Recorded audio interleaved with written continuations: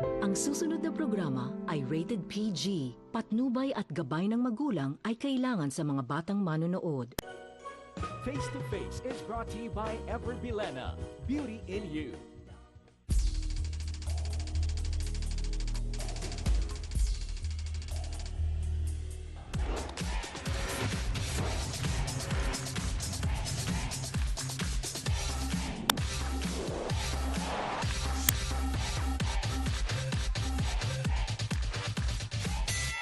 Nag-iinit na usapan, umaatikabong bangayan, diskusyon na may resolusyon sa kauna-unahang talakserye sa telebisyon.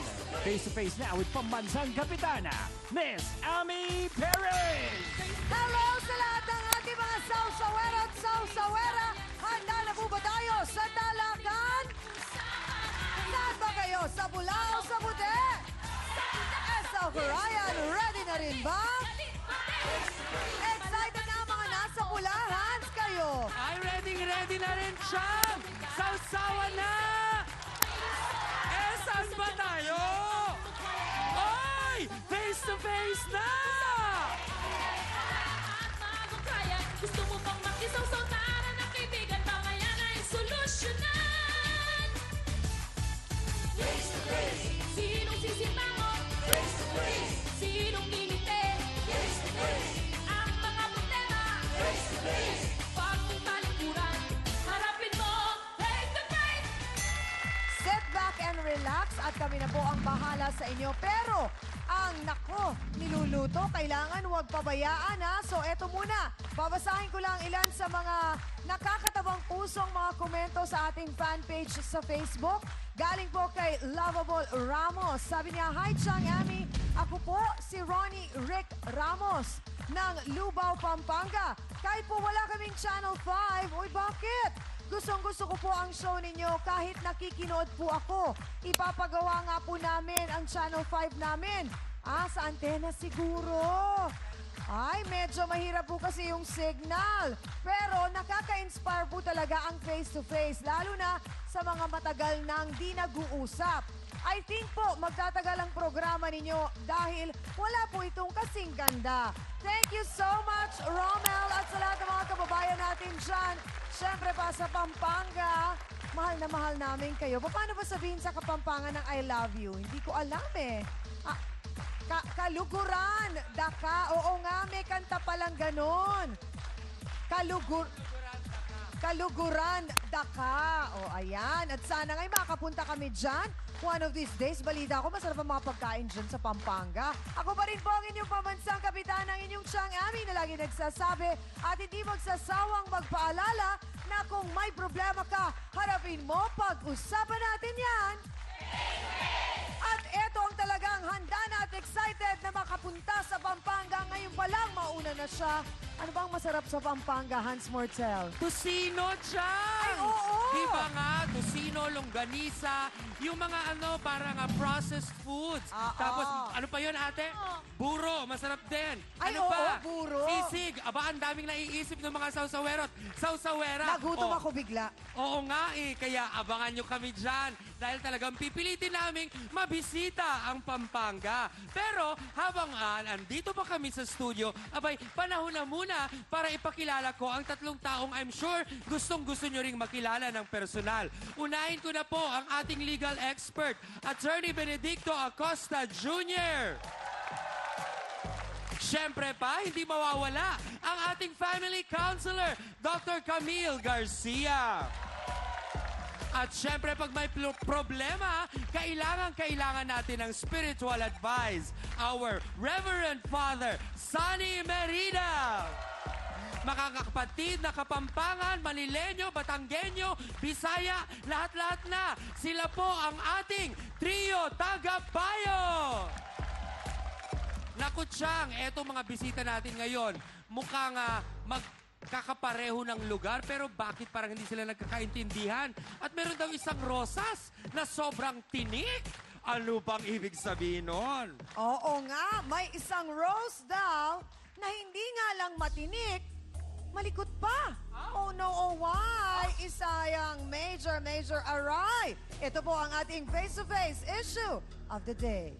Ang hilig niya pong mapupunta dun sa mga lalaki niya. Pinababayaan yung mga bata. Siya ang dakilang chismosa dito. Tinangka ko po magpaliwanag pero hindi po nila ako pinakinggan. Lahat ng trabaho po pinapasukan ko para lang may ibigay ko sa kanila yung pagiging ina. Tandaan mo lahat ng ginawa mo sa mga anak mo, sa binibintang mo sa akin. Ikaw ang sinungaling. Lahat ng mga pinagbibintang mo sa akin, mangyayari na sa'yo. Issue na namang exciting na isyung dapat linawin at solusyonan dito lang sa Face to Face. Inis na raw talaga siya sa kanyang hilaw na bilas dahil sa labis na panloloko nito sa kanyang bayaw. Bakit ba? Ano bang ginagawa sa'yo? Ikuwento mo nga sa amin, Joan Dagami. Pasok!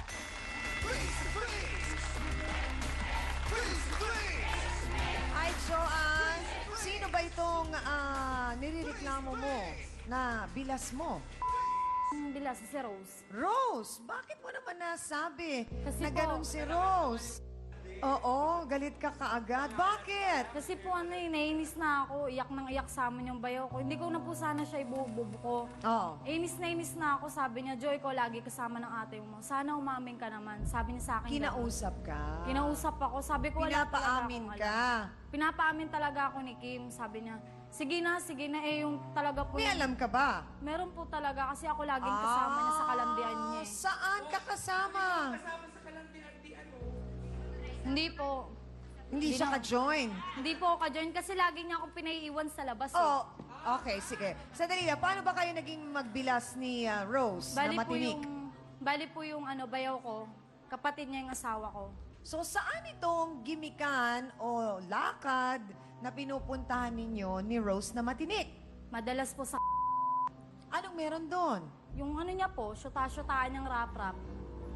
Ayun po. Tako, sandali, Joanne, ha? Mahirap magbintang. Kasi baka naman hindi niya talaga syota yun, baka naman friends lang. Hindi po inamin niya po talaga sa akin. Paano Sabi niya- inamin sa'yo? Sabi niya, nung pagkapunta po namin doon, sabi niya, Jo, huwag kang maingay sa kuya mo ha. Sabi ko, bakit? Ito yung naging sugar daddy ko si Rap-Rap. Nakapagkamay pa sa akin, sabi ko, grabe ka, wala kang patawad. Sabi ko ganun. Sugar! Sugar daddy daw. Sugar daddy. Ano ba ibig sabihin ng sugar daddy? Hindi ko po alam. Matamis na tatay? Baka nga po. Nung nangyari yon, nung pinuntahan niya yung sinasabi mong syota-syotaan niya, na anong pangalan? Rap-rap po. Rap-rap. Nasaan yung asawa nitong si Rose na matinik? Pumasok po. Anong pangalan nga nung asawa niya? Kim Ron po. Kim Ron. So, nasa trabaho yung Kim Opo. Ron. Gano'n na sila katagal na mag-asawa? Sa pagkakaalam ko po, 11 years. Kasal sila? Hindi po. Ah, Live-in hindi. lang. So, yung 11 years na yon, talagang 13 years old pa lang po siya. Ay, bali, 12 years old. Siya, yung asawa niya. Tapos, 13 years old, sinundan niya na ng sinundan si Kim Ron. Pero sino ang unang, kumbaga, nagkaroon ng relasyon? Ikaw o si Rose? Sila po. Ah, sila. So, ikaw, gano'n na kayo katagal ng iyong asawa? Magdo 2 years pa lang Ah, po. bago pa lang. Nung dumating ka nung 2 years na yon, eto lang ba yung unang pagkakataon na nagsabi sa'yo si Rose na meron siyang syota-syotaan? Hindi lang po. Ha? Hindi lang. Hindi lang? Hindi lang. Meron pa po noon. So, doon sa 2 taon na yon, na nandun ka at karelasyon mo yung kapatid nung kinakasama ni Rose, madalas mo bang nakikitang nag-aaway sila? Madalas. Ano pinag-aawayan? Yung sa lalaki nga po. Yung madalas na babanggitin ni Kim na, hindi ka na ba talaga magbabago magmulat nagsama tayo, ganyan ka na. Ayun yung inaano ni Kim lagi.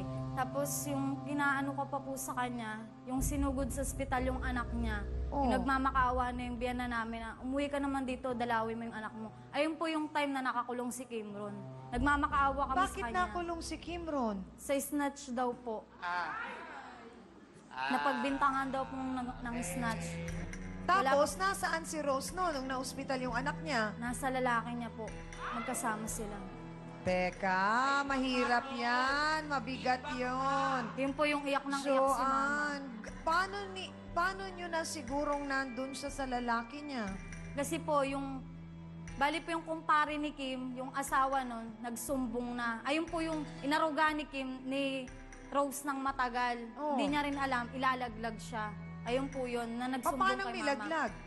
Yung nagsumbong po kay mama na, Roda, naaawa ako sa inyo kasi ang kapal na mukha ng ano nyo, manugang nyo, di man lang naawa sa inyo na yung mga anak niya may hika, di man lang madalaw sa ospital.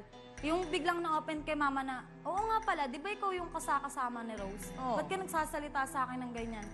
Sabi dun sa mama ko, Roda, nahirapan na din ako eh. Isang beses, nakita ko si Rose, yun na nga po yung may magkasama sila nung syota niya. Hindi nga lang po syota yung sinabi sa amin, asawa niya na daw yun. Oh no! Oh why? Are you like that, Rose? Ito raw ang madalas ibigay ng mga lalaki sa mga mahal nila, hindi ba? Yang rosas na yan. Pero paano kung ang mismong rose na ito ay matinik at sakit ang dala sa isang lalaki? Totoo nga ba ang lahat ng mga binitawang salita na yon ni Joanne? Magpaliwanag ka na. Rose Lungan, pasok!